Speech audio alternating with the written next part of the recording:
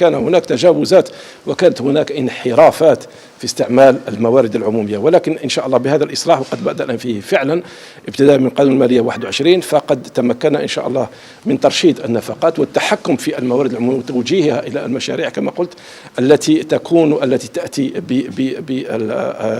تأتي بالفالور اجوتيه، بالقيمة المضافة والقيمة